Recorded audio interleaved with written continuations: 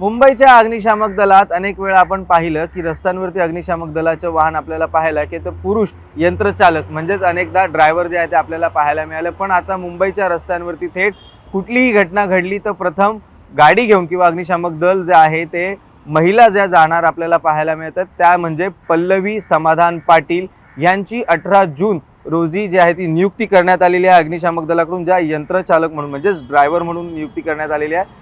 अगदी मॅडम, सर्वात प्रथम तर तुमचं अभिनंदन। 18 जून रोजी आपली नियुक्ती करण्यात आलेली आहे अग्निशामक दलाकडून, काय पहिली प्रतिक्रिया? मुंबई अग्निशमन दलाची मी पहिली महिला यंत्रचालक पल्लवी समाधान पाटील। सर्वात आधी मी माझ्या मुंबई अग्निशमन दलाच्या चीफ फायर ऑफिसर अंबुलगेकर साहेब यांचे खूप खूप आभार मानते। ज्यावेळेस मी डिपार्टमेंटमध्ये अर्ज केला त्यावेळेस त्यांनी माझ्यावरती एक विश्वास दाखवला की हा ठीक आहे, या मुलीने अर्ज केला आहे, आपण हिला यंत्रचालक म्हणून भरती करू। किंवा माझ्या गावाकडून आईवडिलांनीसुद्धा मला सपोर्ट केला, घरात माझ्या मिस्टरांनी पण मला सपोर्ट केला, मुलांनी त्यासुद्धा। पण एकंदरीत पाहायला गेलं तर अगदी इथवर प्रवास किंवा अग्निशामक यंत्रचालक म्हणून जो आहे तो प्रवास कसा राहिला, ह्या आधी कशा प्रकारे तयारी करण्यात आली? कारण अनेकदा आपण पाहिलं की अग्निशामक दलांच्या गाडीवरती किंवा वाहनावरती अनेकदा पुरुषच असतात, पण पहिल्यांदा महिला जी आहे ती पाहायला मिळणार आहे। तर आधी माझी 16/4/2018ला इथे प्रमोशन झालं फायर वुमनमध्ये। त्यानंतर 8 वर्ष मी फायर वुमनमध्ये सर्व्हिस केली। त्यानंतर डिपार्टमेंटला अर्ज केल्यावरती जेव्हा मी साहेबांना चीफ फायर ऑफिसर आपले अंबुलगेकर साहेब यांना अर्ज केल्यावरती यांनी माझ्यावरती विश्वास दाखवला। त्याच वेळेस त्यांनी मला म्हणजे आमच्या महिलांच्या जागाही भरल्या यंत्रचालकमधून। पण एकंदरीत पाहायला गेलं तर संपूर्ण मुंबई जे आहे ते तुम्ही पहिला यंत्रचालक म्हणून आहात।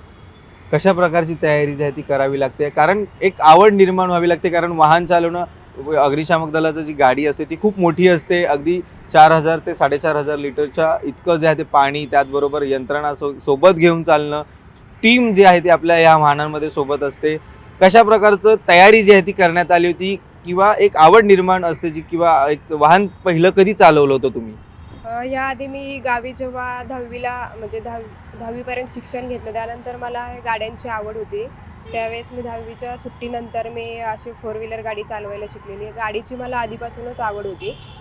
नंतरनं माझं हेवी लायसन वगैरे काढलेलं होतं। मग जेव्हा इथं डिपार्टमेंटमध्ये मी आले, डिपार्टमेंटमध्ये आल्यावरती जेव्हा फायर वुमन होते त्यावेळेस मला जेव्हा समजलं की इथे आपलं महिलासुद्धा यंत्रचालक होऊ शकतात। जेव्हा माझे सहकारी होते किंवा आमचे सिनियर यंत्रचालक सर जे होते त्यांनी सगळ्यांनी मला सांगितलं की तुझ्यामध्ये जर डेअरिंग आहे, तुला जर ड्रायव्हर बनायचं इच्छा आहे तर तू तुझ्या अर्जाद्वारे डिपार्टमेंटला कळव आपल्या की मला ही इच्छा आहे ड्रायव्हर बनण्याची।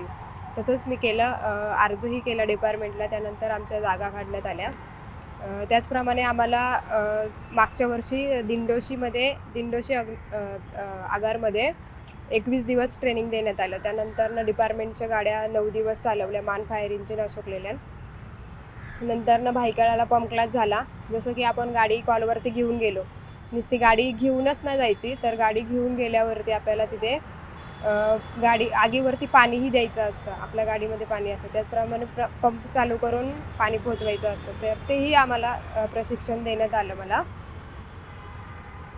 अगदी तुम्ही जसं म्हटलात की मी एक देखील 4 व्हीलर चालवली एकदा, जी 10वीत असताना तुम्ही म्हटलात, ती गाडी चालवणं सोपं की ही गाडीचं? कारण पाहायला गेलं तर संपूर्ण टीम, एक जबाबदारी असते, कारण मुंबईत देखील एक छोटे छोटे रस्ते आणि सर्वप्रथम पाहायला गेलं तर मुंबईचं ट्रॅफिक, ह्यातून संपूर्ण मार्ग काढणं आणि एक विश्वास जो आहे तो अग्निशामक दलाकडून आपल्यावरती असतो।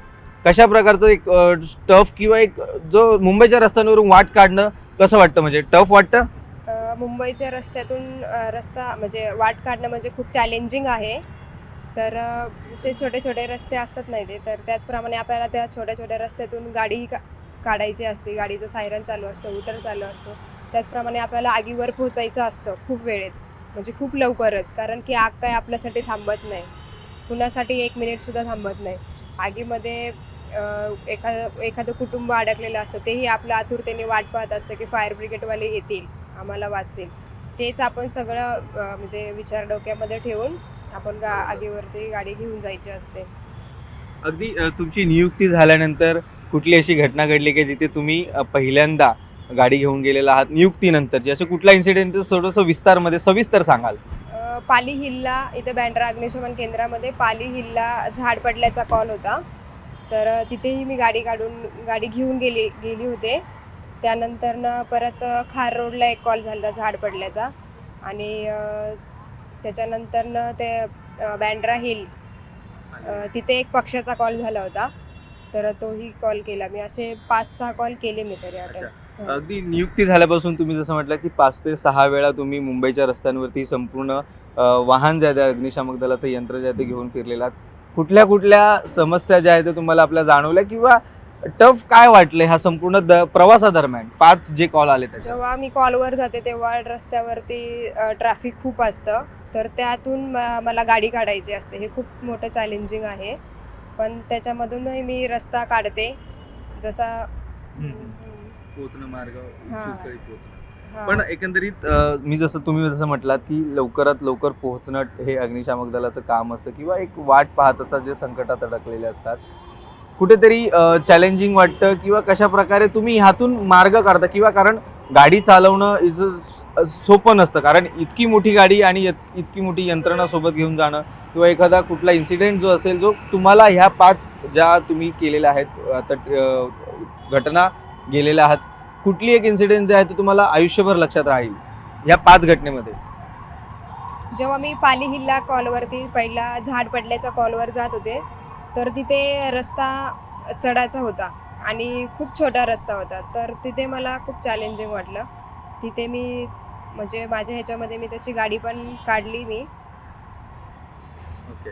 अगदी पण ह्या दरम्यान तुमची नियुक्ती करण्यात आली 18 जून रोजी नियुक्ती करण्यात आली. घरातल्यांची कुटुंबियांची काय प्रतिक्रिया होती आणि तुमचं मूळ गाव कोणतं? माझं मूळ गाव कोरेगव्हाण, तालुका श्रीगोंदा, जिल्हा अहमदनगर. घरातल्यांची काय प्रतिक्रिया होती ह्या संपूर्ण?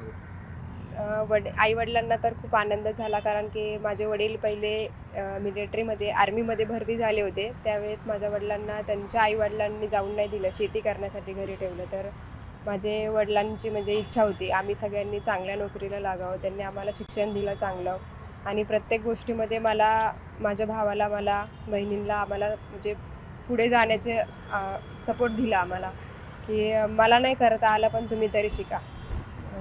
अगदी मला करता नाही आलं पण तुम्ही शिका करा असं देखील तुमच्या वडिलांकडून सांगण्यात आलं. आज तुम्ही एक यंत्रचालक म्हणून जबाबदारी स्वीकारलेली आहे 18 जूनपासून. एक शेवटचा प्रश्न, कशा प्रकारे तुमची कारकिर्दी असणार किंवा तुम्ही काय अग्निशामक दलासाठी किंवा मुंबईकरांसाठी काय एक सांगाल? मुलाचा सल्ला किंवा एकंदरीत ज्या अनेक घटना घडत असतात त्यामुळे. कॉलवर जाताना जेव्हा आम्ही अग्निशमन दलाची गाडी घेऊन जात असतो त्यावेळेस मी सांगेल की जेव्हा रस्त्यावरती लोक गाड्या इथे तिथे लावतात, पार्क करतात, तर थोडी आम्हाला मदत करत जा. हां, कारण की आम्हाला समोर आग लागलेली असते, आगीमध्ये लोक फसलेली असतात, त्यांना काढण्यासाठी जायचं असतं खूप. तर लोकांना मी हे सांगेल की तुम्ही आम्हाला पटकन रस्ता मोकळा करून देत जा किंवा आगीच्या ठिकाणी आम्ही तिथे पोहोचलो जर तुम्हाला काय माहिती असेल आतमध्ये किती लोक आहेत काय, तर ते आम्हाला पटकन तुम्ही आल्या सांगा, असं एवढे अडकलेले आहेत ते, म्हणजे आम्हाला आणखी सपोर्ट होणार त्यांचा. तर नक्कीच आपण पाहू शकतो मुंबईच्या रस्त्यांवरती आता अग्निशामक दलाची गाडी पाहिली तर त्या असणार आहेत पहिल्या महिला यंत्रचालक, त्या म्हणजे पल्लवी समाधान पाटील ह्या असणार आहेत. आणि विशेष म्हणजे त्यांनी असं देखील सांगितलेलं आहे की मुंबईच्या अनेक ठिकाणी ज्या आहे त्या आग लागली असू किंवा कुठली घटना घडली असू, जाताना ट्रॅफिक देखील जे आहे ते समस्या उद्भवताना पाहायला मिळते. पण कुठेतरी त्यांनी असं देखील आवाहन केलं आहे की नागरिकांना नो पार्किंगच्या ठिकाणी किंवा अशा अडगळीच्या ठिकाणी जे आहे ते वाहन लावू नका किंवा नो पार्किंग असल्या ठिकाणी लावू नका.